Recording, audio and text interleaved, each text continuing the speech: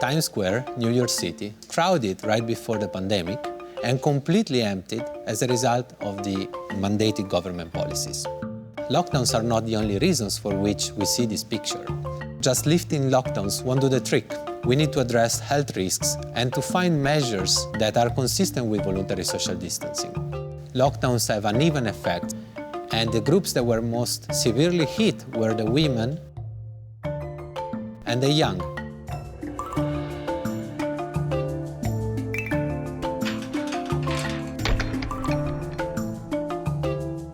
My name is Francesco Grigoli, and I am an economist in the research department of the IMF. I'm going to present a research that is very easy to relate to, because in one way or another, directly or indirectly, we have all been affected by the coronavirus outbreak. In our research, we try to address two issues. The first one is the quantification of how much lockdown mattered and how much voluntary social distancing mattered for the collapse in economic activity. The second aspect is about the unequal effects of lockdowns across segments of the population. And in particular, we are going to look at whether women suffer the most against men or young suffer the most against the older generation.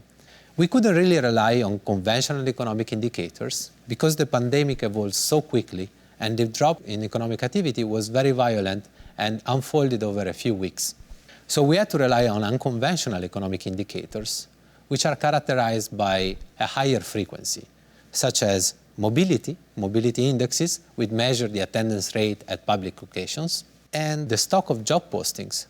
If you take a look at this picture, what you see here are our main results, and you see that both lockdown stringency and voluntary social distancing played a major role in the collapse of economic activity. In particular, if you take a look at emerging markets, you see that both shares are roughly equal. Now, if you instead look at advanced economies, what you see is that voluntary social distancing played an even larger role, consistent with the idea that in these countries it is easier to work from home and people have more saving to draw from when a temporary income shock hits. Conversely, if you take a look at low-income countries, what happens is that the impact of lockdowns was larger than the impact of voluntary social distancing, consistent with the idea that people in these countries do not have the financial means to cope with the temporary income shock.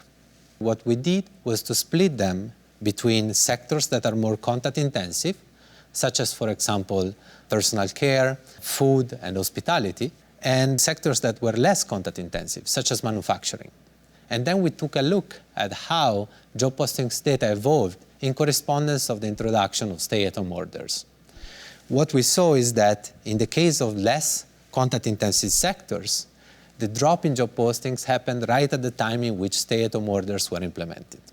However, in the case of more contact-intensive sectors, what happened is that the drop in job postings happened a few weeks before the introduction of stay-at-home orders, consistent with the idea that voluntary social distancing is an important factor behind the collapse in economic activity. Let me now move on to the unequal effects of lockdown across the population. So what we see in this picture is that the mobility for women in Italy and Spain, for which we have disaggregated data, is actually larger than the drop in mobility for men. The difference is modest, but still significant. Now, in these countries, what happened is that stay-at-home orders came right at the time in which schools were mandated to close. So we associate these findings to the fact that women might have had to take on a larger share of the childcare, and therefore to stay at home more. When we look at these results from the age group perspective, what we see is that the young suffer the most from the lockdowns, consistent with the idea that this group of the population has less stable jobs and were among the first to become unemployed. In fact, we find that countries that implemented lockdown measures were actually able to reduce infections by about 40% compared to countries that did not introduce these measures.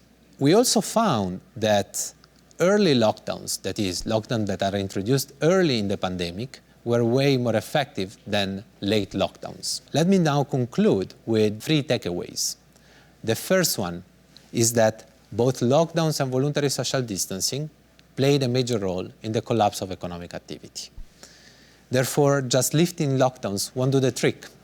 we need to address health risks and to find measures that are consistent with voluntary social distancing, such as contactless payments or enhancing the possibilities to working from home wherever possible.